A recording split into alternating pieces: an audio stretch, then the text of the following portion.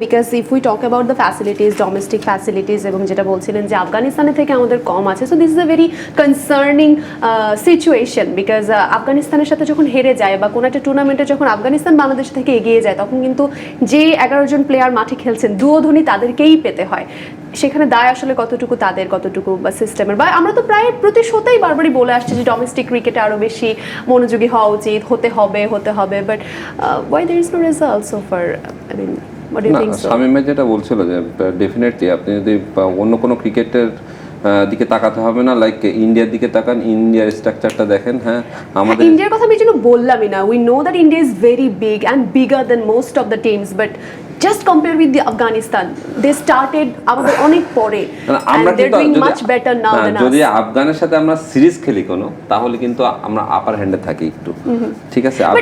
I'm not talking about যে series মানে মাঠে আমরা কতটা ভালো করি, আপার হ্যান্ডে থাকি, I'm talking about the facilities and the preparation যেটা পাইপলাইনের জন্য জরুরি, যেটা we got to know that Afghanistan has is better than us, but এমনটা কি হবার কথা ছিল না? আমাদের কিন্তু আগে থেকে প্রিপারেশনটা ওরকম ভালো হয়েছে সঠিক বলবো না, বাট আপনি যেটা বললেন পাইপলাইনে প্লেয়ার আছে কিনা, ক্রিকেট বোর্ড কিন্তু ইনিশিয়েটিভ নিয়েছে অনেক। এইচপি আছে আমাদের, তারপর টাইগার্স আছে, এ টিম নামে যেটা পরিচিত, তাদের প্রোগ্রাম কিন্তু ন্যাশনাল টিমের প্লেয়াররা যদি ইনভলভ না থাকে ন্যাশনাল ডিউটিতে, তাহলে কিন্তু টাইগার্সের সাথে রেগুলার ওয়েতে তারা প্র্যাকটিস করে, এবং টাইগারদের কোচ আলাদা।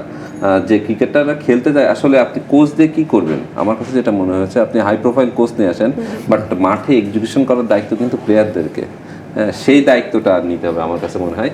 জাস্ট ল্যাকিংস আছে এই জায়গাটা, যে উপরের ব্যাটারদের নিয়ে যেহেতু বেশি প্রবলেম হচ্ছে। দেখেন বোলিং ইউনিট নিয়ে এখন কিন্তু কথা হচ্ছে না, বোলিং ইউনিট আমাদের যথেষ্ট ভালো আছে, বল নিয়ে অনেক কথা বলেছি আমরা, নাও এই জায়গায় আমরা কিছুটা স্টেবল আছি, বাট ব্যাটিংটা নিয়ে কনসার্ন যেহেতু, আমার কাছে মনে হচ্ছে যে না, ব্যাটারদেরকে একটা প্ল্যান করতে হবে যে না, কোন উইকেটে কোন ধরনের শর্টস খেলতে হবে, কোন উইকেটে কত রান প্রয়োজন, এটা প্রেডিক্ট করতে হবে, এটা আগের থেকে বুঝতে হবে। আদারওয়াইজ আপনি গিয়েই যদি শর্টস খেলতে থাকেন, ইটস ডিফিকাল্ট। আপনি প্রতিদিন 350-300 রান করতে পারবেন না, উইকেট ওয়াইজ খেলতে হবে, উইকেটটা জানতে হবে যে এই উইকেটে 250-260 রান আমার কাছে মনে হয় গুড এনাফ।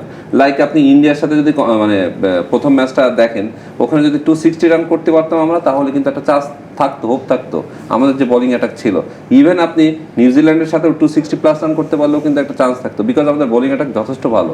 তারা কিন্তু স্ট্রাগল করেছে, লাইক ইন্ডিয়ান ক্রিকেটাররাও বলেন, আপনি নিউজিল্যান্ডের ক্রিকেটাররাও হার্ড টাইম দিয়েছে। হ্যাঁ, বাট বড় বড় টুর্নামেন্টে আমরা ওই ধরনের আসলে প্রিপারেশনটা নিতে পারছি না, রেজাল্টটা পরে আনতে পারছি না, প্রবলেমটা হয়েছে এখানে। আলটিমেটলি বিকজ রেজাল্ট স্পিক্স, যখন রেজাল্টটাই আমাদের পরে থাকে না, তখন আসলে অনেক কিছু নিয়ে কথাটা চলে আসে, এবং সেটাই স্বাভাবিক। রেজাল্টটা যদি ভালো হয় তখন অনেক কিছুই মাফ হয়ে যায়। আমরা ডিসকাশন কন্টিনিউ করবো, তবে আরেকটা ছোট্ট বিরতির পর ফিরে আসতে হচ্ছে। দর্শক দেখছেন X ceramics presence Cricbuzz powered by Gigabyte, ফিরছে বিরতির পর।